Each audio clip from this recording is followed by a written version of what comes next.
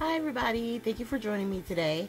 So we're going to be working on this Mojo Monday sketch, and I already have a pretty much cut out idea of how everything's going to be put together.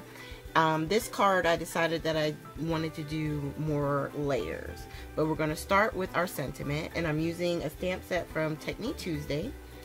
And we're just going to stamp the top part with the flowers, and I'm going to do what they call generation stamping. I'm going to ink it up in the black VersaFine Black Onyx ink, and I'm going to stamp off and then stamp on the actual piece. But because this was a new stamp, I wanted to stamp it once just so that, you know, it kind of like works out any of the newness. So that way we get a really good stamp. And here I went back to get the bottom part of the image. It had, I didn't have ink on it the first time, so I went back and did it. And then for the sentiment, we used the full level of the black ink. So that way the sentiment stands out, but you can still see the flowers behind it. Just to give it a little interest. Alright, so we're going to go ahead and use some of the tape runner to put this together. And it's hard because, you know, with the VersaFine you gotta be careful because it will smear because it stays wet longer. Now this is your typical base piece right here. The black is cut by, let's see, the typical card is 4 1/4 by 5 1/2. So I took 1/8 of an inch off.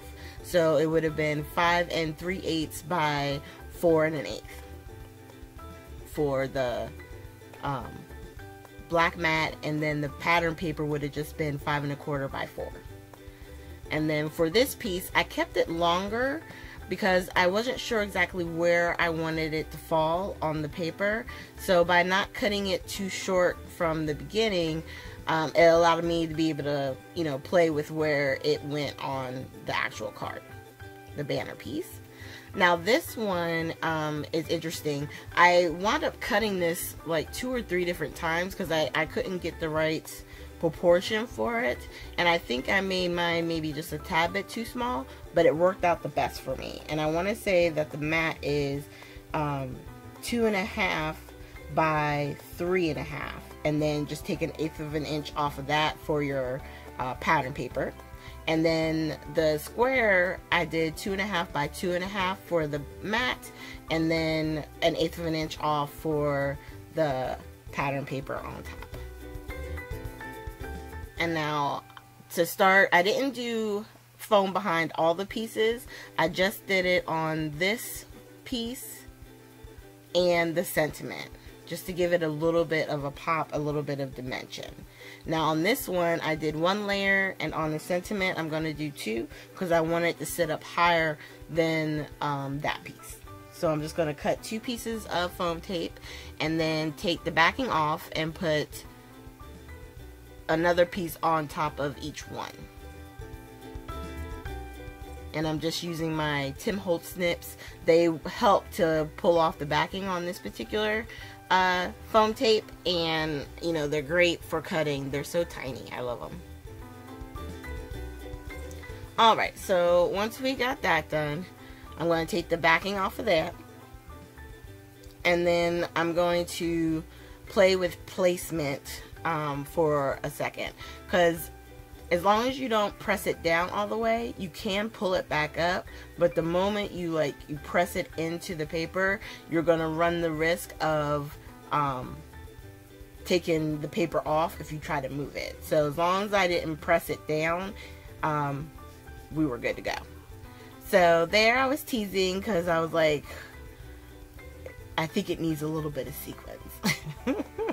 And I don't want to overload it. I know it's very easy to like wind up with like 20 sequins on stuff, but I only did 5. And what I love about this particular mix I'm using is it has different sizes. So I put 2 large, 2 of the mediums, and 1 small. And right at this point, the metal tip in my bottle got stuck again, or pulled out, and so I'm over it. So I bought another precision tip. So I'm just switching it off, and all you do is, well, mine already had one on, so I just took off the old one and screwed on the top from the new bottle. And that bottle, I mean, if you wanted to keep it to use it for something, you could, but I usually wind up just throwing it away because the only thing I care about is the top. Alright, we're just putting down our sequins. And what I like to do with the sequins sometimes, especially when you have different layers, is hiding or tucking part of it underneath one of the layers. It gives it, I don't know, like added drama or something. I'm not even sure if I'm explaining it right, but I just like the way it looks. So this is our final project. Thank you guys so much for joining me. Make sure you hit the like, subscribe, and share button. And at the end of the video, we will have 3 links to our last 3 sketches that we did. Thanks, you guys, and have a great weekend.